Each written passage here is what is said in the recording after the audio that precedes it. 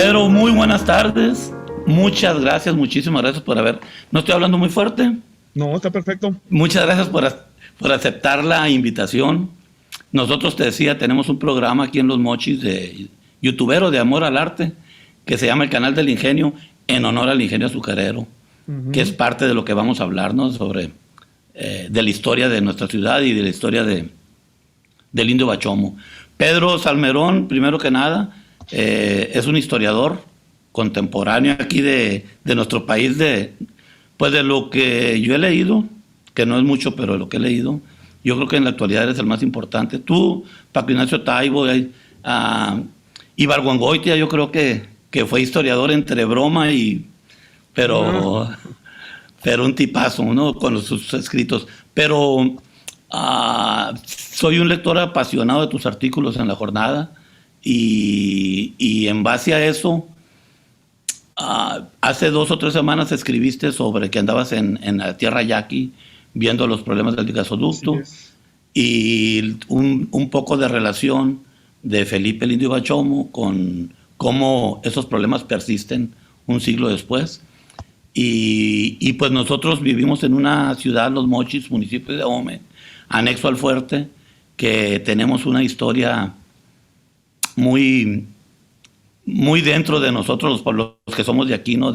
Sobre sus andanzas revolucionarias. Y primero que nada, quisiera tocar ese punto porque, como te decía, cuando te contacté para tratar de convencerte de que me concediera la entrevista, mucha de la información que se nos dio desde la infancia a los que vivimos en esta área fue pintar o ponernos la historia del Indio Bachomo como un bandolero que asoló la región sin mayor cometido que el bandolerismo, ¿no? Entonces yo quisiera tocar ese punto, tus conocimientos. Tienes libros sobre Villa, tienes libros sobre Aarón Sáenz, que tiene que ver con nuestra región también y con el ingenio azucarero. Y Felipe Bachomo tuvo mucho que ver con ello. Entonces, que nos dijeras tus impresiones.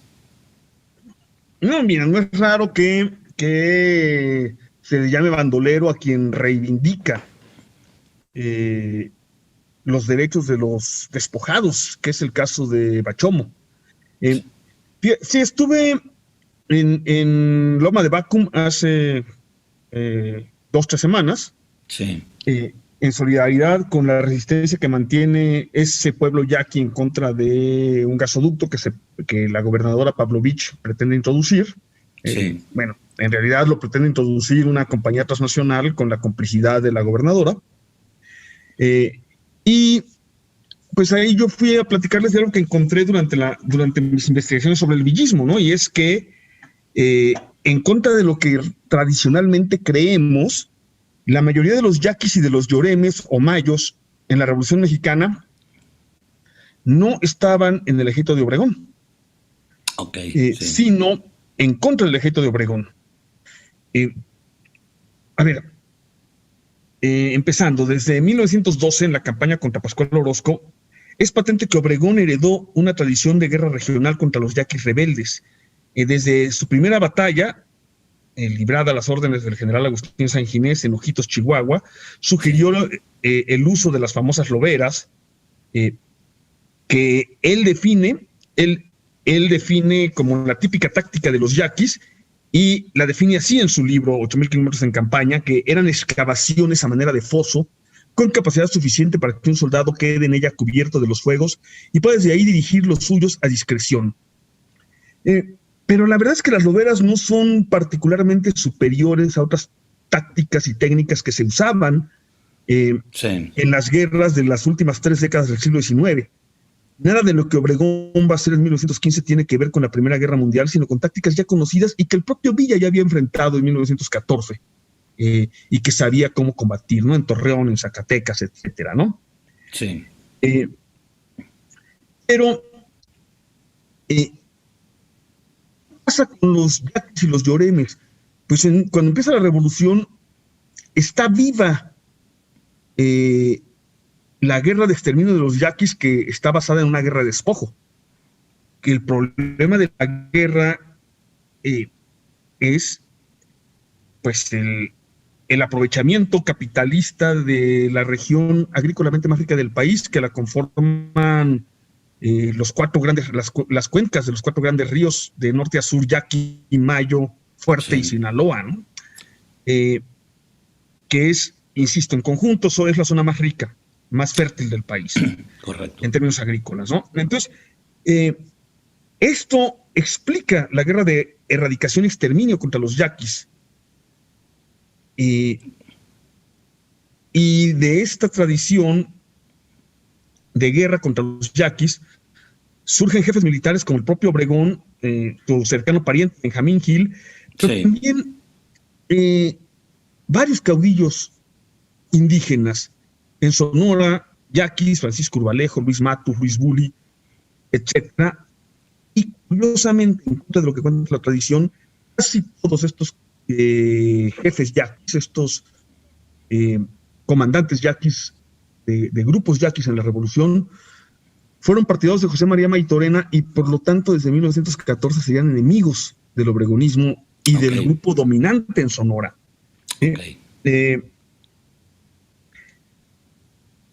Ahora bien, bajando del río Yaqui al río Mayo y al río Fuerte, los dos ríos, las dos cuencas de donde predomina la nación Mayo o Yoreme, yo encuentro que el principal caudillo indígena es Felipe Bachomo. Felipe Bachomo, ahí, fíjate que me costó mucho trabajo encontrar datos, por eso tenía yo cierta vergüenza de hablar contigo, que sabes mucho del tema, pero encontré una biografía llena de inexactitudes y de leyendas, el único libro, y encontré documentación por aquí y por allá, ¿no?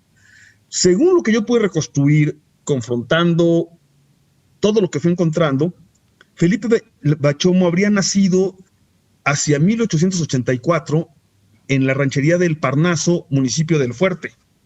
Correcto. Y se sabe que era un indígena mayo, que fue peón de campo, que no tuvo estudios, pero sobre él se tejieron historias sin ningún sustento sobre sus supuestos amores correspondientes, ¿no? Con la hija de poderoso hacendado, ¿no? Donde él trabajaba, en teoría. Exacto, antes de... Pero estas leyendas pues son leyendas sin sustento, ¿no? Correcto. ¿Por qué salen este tipo de leyendas? Porque siempre resulta más fácil atribuir este tipo de leyendas y a rencores personales y a romanticismos un levantamiento armado que a legítimo que derecho, a las demandas sociales que impulsan el levantamiento armado, ¿no? Correcto. Lo que es cierto, lo que sí está documentado, es que se levantó en armas en Jaguara, Sinaloa, en 1911. Maderista brevemente.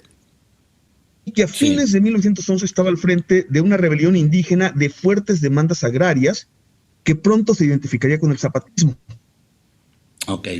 Y de alguna manera esto lo acercaría al otro jefe zapatista sinaloense, que no es indígena, Juan Banderas, el agachado. Juan Banderas, exacto. ¿Sí? Entonces, como Juan Banderas y como el propio Zapata, cuando viene el cuartelazo contra Madero, Bachomo desconoce al régimen de Huerta, se pierde su rastro eficaz durante la Revolución Constitucionalista, pues sabemos que coopera con ella de alguna manera, pero también se le excluye. ¿Puedo hacer una acotación? Sí, por favor, porque ahí yo pierdo la pista de Felipe Bachomo. Bueno, hay un aparente textos, un texto que encontré yo también porque es difícil encontrar, en el cual lo ponen como esos años que anduvo por su cuenta independiente imponiendo justicia contra los hacendados y protegiendo a los indígenas yoremes y teniendo un tribunal en Jaguara donde a los caciques... Sí, fíjate que eso yo lo encuentro justamente poquito después. Ya cuando viene la ruptura revolucionaria. Sí, por eso digo, le pierdo un poco el rastro durante la Revolución Constitucionalista y lo reencuentro cuando viene la ruptura entre la Revolución Campesina, la Revolución Social que encabezan Villa y Zapata, y la Revolución Política que encabeza Venustiano Carranza, ¿no? Correcto. Entonces, es ahí donde ocurre lo que en ese momento, donde encuentro lo que tú dices ahorita, ¿no? Encuentro que durante unos meses, más o menos un año, digamos de septiembre, octubre de 14 a agosto de 1915, las cuencas de los ríos Yaqui, Mayo y Fuerte son dominados por los caudillos lloremes, en particular por Felipe Bachomo en el sur, por, ¿cómo se llama este otro que está, digamos, este caudillo indígena que luego murió en combate de manera muy misteriosa o que fue asesinado? Miguel Totoliboqui, Felipe Bachomo, Miguel Totoliboqui, y al norte, en el río Yaqui, los caudillos o los generales unidos a Maytorena, Luis Espinosa, Luis Matus, Francisco Urbalejo, y durante unos meses estos dirigentes indígenas dominan la cuenca de los tres ríos. Y aunque fuera por pocos meses, hicieron lo mismo que Zapata en el sur, devolver la tierra de manera efectiva a sus antiguos y legítimos propietarios. Una de las muy pocas fuentes sobre esa auténtica revolución social que ocurría en el norte de Sinaloa y en el sur de Sonora es una fuente muy afín a los carrancistas, casi oficial. De hecho, podemos decir que la historia oficial de la revolución en Sonora, durante la época del dominio priista, la de don Francisco R. Almada, que dice textualmente, lo leo: la conducta desordenada de los indios mayos armados por el alto mando maitorinista se había hecho insoportable, pues se consideraban dueños de los terrenos ribereños del río y de las siembras abandonadas. Fíjate, lo vuelvo a leer. Sí. La conducta desordenada de los indios mayos armados por el alto mando maitorinista se había hecho insoportable, pues se consideraban dueños de los terrenos ribereños del río y de las siembras abandonadas.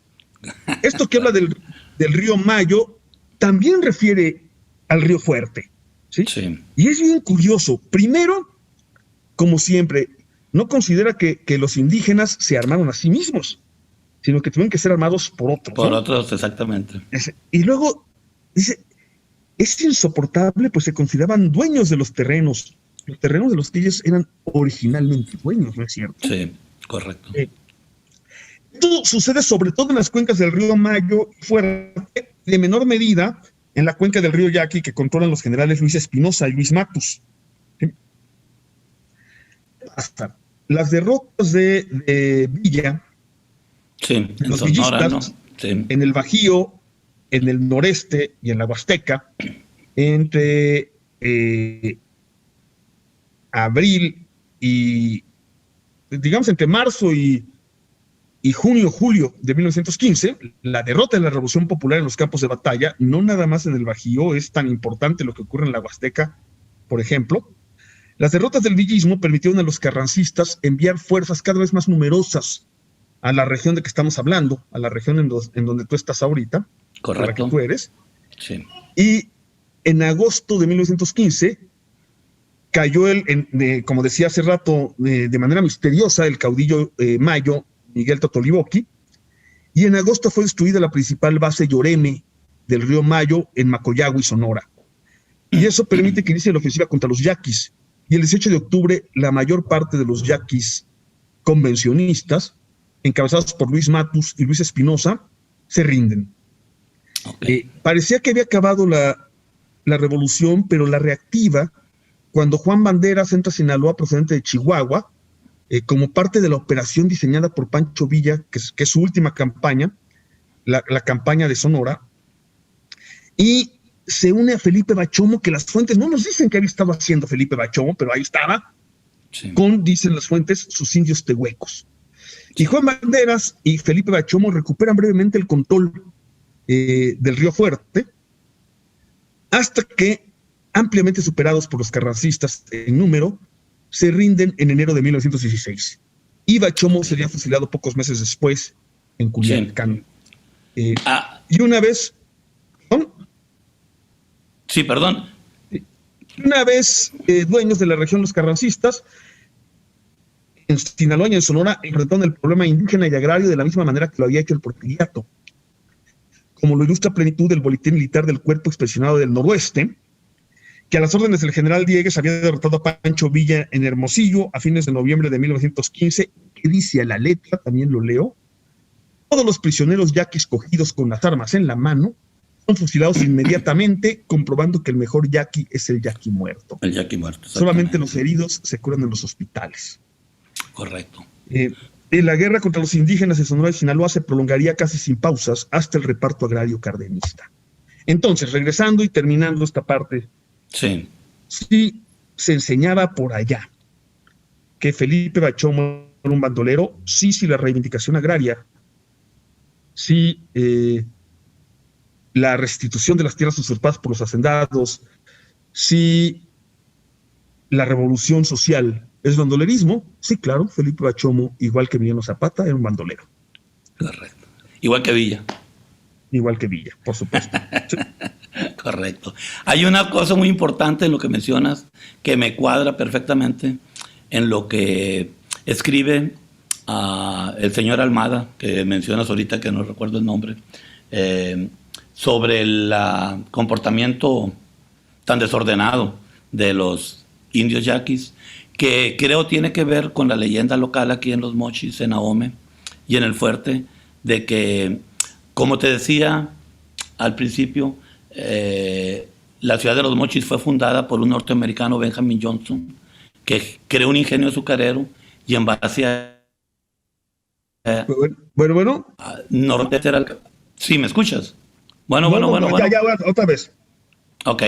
Anteriormente, la cabecera municipal era la población de Ahome, que estaba a 20 kilómetros aquí de Los Mochis. El municipio es Ahome, pero hay un poblado, un pequeño poblado que se llama Ahome también.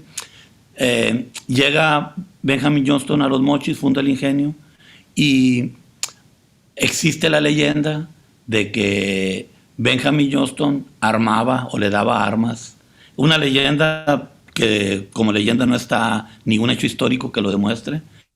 Le daba armas a Felipe Bachomo con el trato de que respetar el ingenio, que no atacara a sus propiedades. Y queda en la misma sintonía de negarle la posibilidad a los indígenas de armarse por sí mismos, que tenían que tener una persona por encima blanca que los tuviera que habilitar para poder llevar a cabo sus reivindicaciones sociales, ¿no? O reivindicaciones de justicia en su historia. Entonces yo creo que me cuadra con la misma sintonía, pues, de leyenda, tratando de restar méritos a la rebelión armada que legítimamente encabezaron los indígenas. Muy bien. Vi el otro día, bueno, es bien enriquecedor.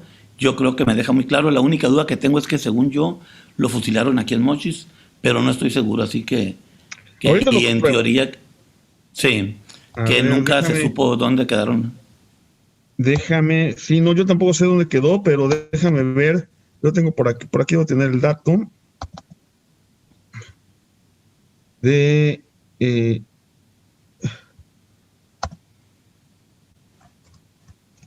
Se le llevaron a Guadalajara, a México. Estuvo un tiempo preso junto.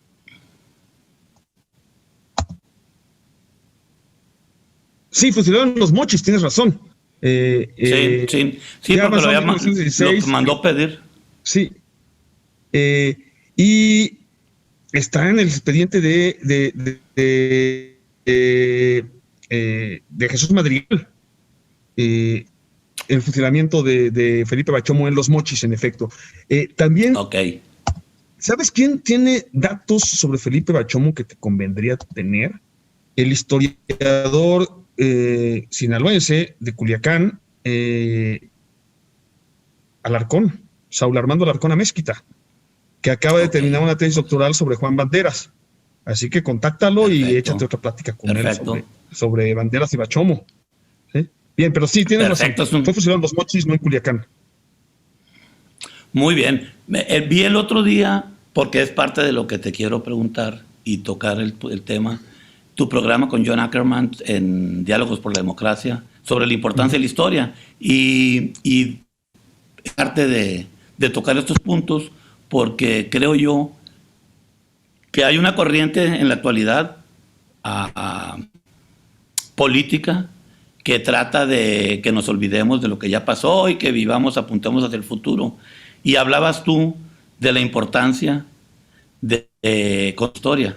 Si pudieras nomás abundar un poquito de para qué nos sirve Nada saber más la historia. Eso, mira, con respecto a los amnésicos, ningún amnésico resuelve sus problemas nunca. La única manera de resolver los problemas individuales, colectivos, sociales, es sabiendo cómo empezaron, cuál es su origen y por lo tanto resolviéndolos, ¿no? Así en síntesis, si quieres luego otra vez nos echamos una plática sobre este tema, pero en síntesis muy rápida. Perfecto. Eso. Y si no, que me manden un tweet a @historiapedro y les mando ahí un enlace a esa plática en la que John Ackerman y yo un hilo sobre el tema, ¿no? Está buenísimo, está buenísimo ese programa, bastante bueno. Sí. Y la otra cosa es, bueno, primero, aquí en Los Mochis está a 27 kilómetros la bahía de Topolobampo.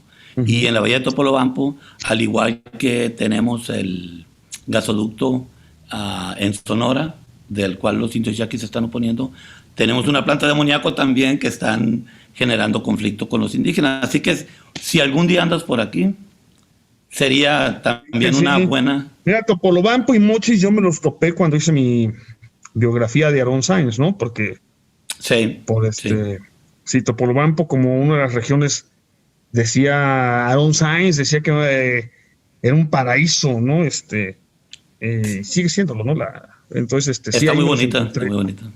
Y con los libros de Mario Gill sobre el otro gringo, ¿no? Decía Mario Gill que Mochi surge de un despiadado capitalista y de un soñador utópico, ¿no? Albert K. Owen, exactamente. Sí, y es una paradoja ahí de una dualidad, ¿no? Dice el utópico soñador Albert Owen y el inescrupuloso capitalista Benjamin Francis Johnston, ¿no? Exactamente. Nada más que Owen llegó a Topolobampo, quería crear una colonia socialista.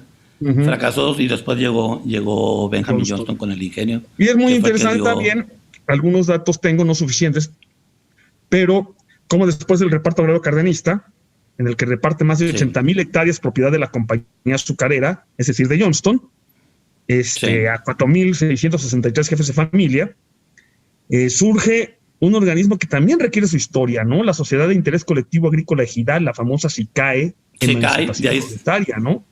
Exactamente. Y que ahí de la SICAE tuvimos un gobernador, Alfonso G. Calderón, que fue líder egresado. Así es, pero esa ya es otra historia. Totalmente. Aunque tiene que ver con el cardenismo, ¿no? Y con eso que decíamos que de alguna manera es el reparto agrario cardenista en las cuencas de los 3 ríos, de los 4 ríos, porque también hay en el río Culiacán, lo que finalmente termina, al menos durante 50, 60 años, ¿sí?, con el conflicto social en la región, aunque luego se reactivaría por el neolatifundismo, pero Cárdenas resolvió los problemas de la época de Cárdenas. Aunque ahora algunos yaquis dicen que el reparto agrario no fue reparto, sino despojo, porque les quitó la otra mitad del río, ¿no? Pero esa también es otra historia. Sí. Bueno, y la lucha eso es lo que te puedo contar, Paco, eso es lo que te puedo contar de Felipe Bachomo. Muchísimas gracias. De la reivindicación agraria. Muchas gracias. Pues, 2 últimas preguntas. Rápidamente. Morena, ya me dijiste. ¿Cómo ves? ¿Cómo vamos? Pedro es morenista 100%, todo el mundo es Mochi, sabe que yo soy morenista 100%. ¿Cómo ves el futuro próximo cercano? Mira, el proceso de sucesión, Morena entró en una crisis profunda desde julio de 2018. ¿Por qué? Porque la mitad de su Comité Ejecutivo Nacional se fue al gobierno, pero no solo la mitad del Comité Ejecutivo Nacional, por ejemplo, casi todos los cuadros del primer Comité Ejecutivo Nacional, el que construyó Morena de 2012 a 2015, Martí Batres, Tomás Pliego, en fin, no, la mitad, yo tengo la lista, no la mitad. En el primer CEN de Morena, de 22 miembros, 17 están ahorita en el gobierno, en alguno de los 2 poderes. o en congresos locales. 17 de 22 de los dirigentes originales de Morena a nivel nacional. Y a nivel estatal se repite, ¿sí? Sí. Y luego en el Comité Ejecutivo Nacional de 2015 a 2018, la mayoría, y entre ellos los cuadros clave, el presidente del partido, Andrés Manuel, y un grupo de personajes muy cercanos a él que ocupaban los cargos clave, las secretarías de Organización, de Finanzas y de Comunicación. Es decir, el ingeniero Esquer, Gabriel García y el actual vocero de la presidencia, Jesús Ramírez Cuevas. Pero no solo ellos, más de la mitad del comité ejecutivo.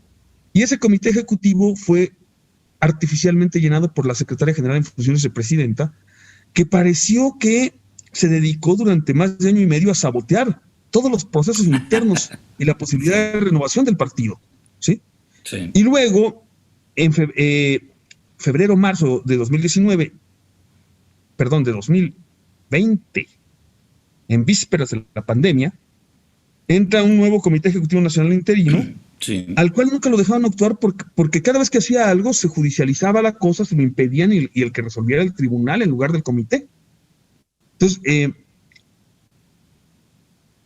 ese comité interino que entró en vísperas de la pandemia, encabezado por Alfonso Ramírez Cuellar, sí, y que además era una mezcolanza de lo que quedaba del otro comité, más gente, y cuya función principal era garantizar el Congreso, que implicaba la renovación de todo el Comité Ejecutivo Nacional, pues no se pudo hacer porque lo impidieron quienes judicializaron el proceso interno del partido. sí, ¿Sí? sí.